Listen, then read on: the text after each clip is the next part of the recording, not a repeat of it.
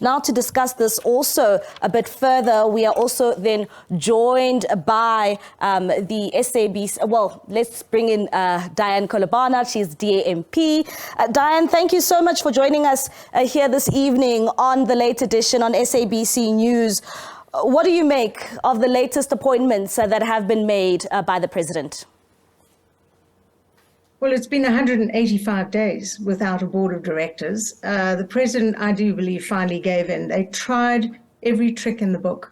There were letters arriving, trying to raise the issues that Khathutshelo Ramukumba had gone through. I notice in the SABC's flashing up this lovely picture, and that they don't mention that they actually threw her out at one stage, and that the CCMA cleared her completely and they paid her out. So there were lots of things going on when she stood her ground and refused to allow them to dictate the news coverage to her.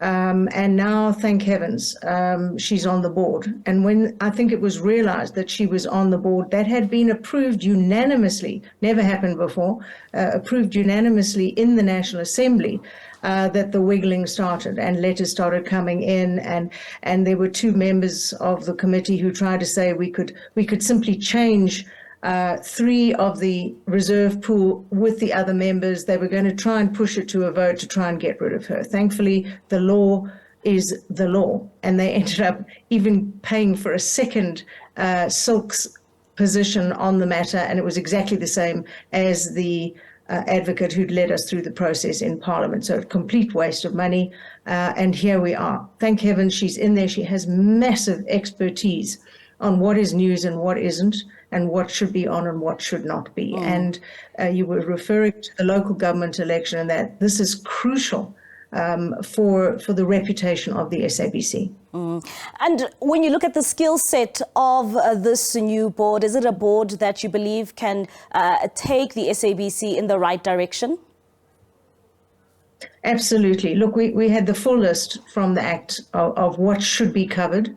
It's common sense, really. But I mean, we made sure, and I pushed personally for people who were from the arts, who were accounting experts, who were auditing experts, who were news experts. We tried to cover every single solitary area, including covering gender, age, everything one could possibly imagine, to get as balanced a board as possible. And I think we really did succeed. But this delay has been so much that Professor Franz Kruger pulled out eventually. And thank heavens we had prepared the reserve list, ranked order, so that the one could just be taken off and put into, because they had clearance, they'd done the interviews. We were satisfied that those were the next 3 on the list. So the system worked, despite the fact that they tried to use it against us and say, oh, well, this was a terrible blunder, we need to redo the board.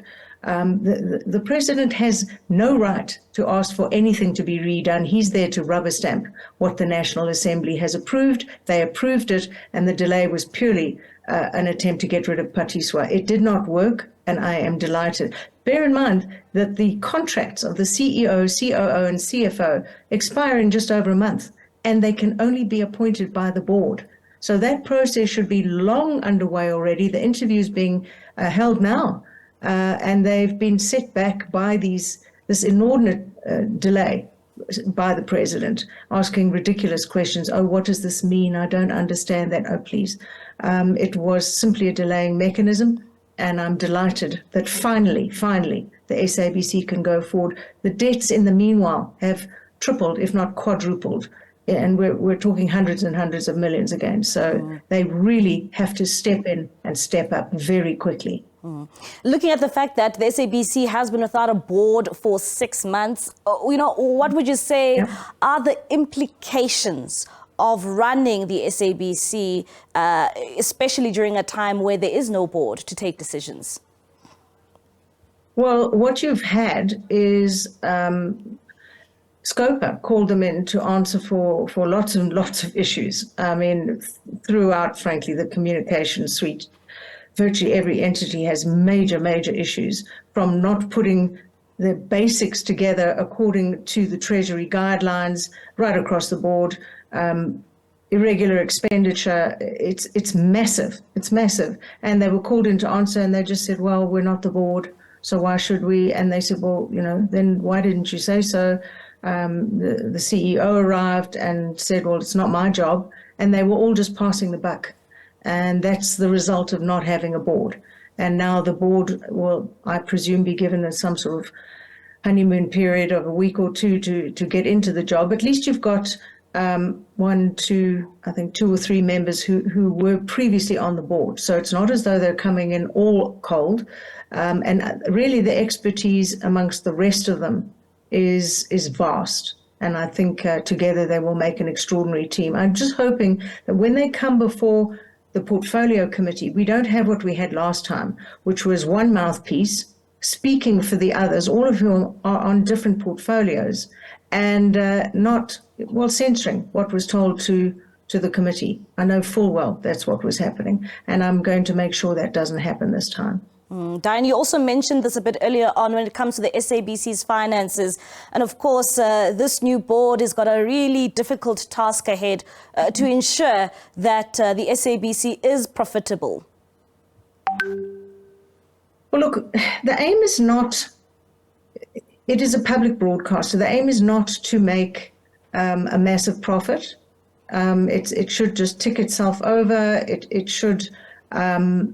it's not a commercial station like an East Coast Radio or 5 FM. It is an entity that is supposed to broadcast public interest issues. But when did you last see something that said, don't throw your trash in the road, save water, etc.? It just isn't happening the way it should be. So the entire system needs to be looked at and reworked, frankly. But the losses... they put together this whole exotic project on how they were going to turn the finances around. And people, prior to my arrival in the committee, believed that this was going to work. Well, it has failed miserably. And they've gone from about a 280 million debt. I think the projection was 600 to 700 million. It's probably past that by now. So the board has a mountain to climb. The debt's increasing exponentially, contracts all expiring, and on top of that is something of an Aegean stable that needs to be cleaned out, because there are issues going on there. There are people looting funds. They're going back 10 and 15 years, finding people. Oh, well, they retired and we can't find them. And they stole a fortune. And nothing has been done for so many years to punish people. There's no consequences. And I think at last maybe the Zondo Commission has stirred some people up to try and do the right thing. So let's see if they get any of the money that's been looted back. I'm not going to hold my breath, but it's just one of the issues that the board's going to have to tackle. Next year, we're going into the 2024 elections. The public broadcaster plays a very crucial role and an important role. What is your take now that we're finally seeing the appointment of this board in light of the 2024 elections? Well, I'm hoping we won't ever see a return to the days when SABC camera persons were made to wait because Manto Shabalala Mzimang demanded it. And she would stand there and wait for the TV crew to arrive as though they were her personal minions in order to cut her, to film her cutting a ribbon or walking in or out of a building. Those days hopefully are long gone now. And we can only hope that the SABC now drives itself back into favor in the public eye in terms of being independent, impartial, and doing the right thing in terms of broadcasting. This business of endless repeats and what have you, no wonder people are switching off. They've got competition now, which they never really had before, and they must shine up. They've got to step up to the plate and be competitive in order to keep their audiences. If you don't have audiences, you don't have advertising. You don't have advertising, the pie shrinks and shrinks and shrinks that you can't afford the programs anymore. And that's the downward spiral they've got themselves into. And it's up to the board now to turn that spiral around and get them out of the hole they've dug themselves into. So it's been something of a catastrophe. Their new attempts to turn things around have failed miserably. So they've got to go back to the drawing board. And there are a lot of brains in that board now. and let's hope that they together can come up with something that works and something that is fair, and we don't see what's happened previously, where the SABC is used as the ANC's private broadcast entity, because it's not supposed to be that. It is a public broadcaster. It is not a government broadcaster. All right, thank you very much. That is the DA's Dianne Kohler Barnard, an MP, just giving us her insights in terms of, the much-awaited appointment of the SABC board. It has now been finally appointed.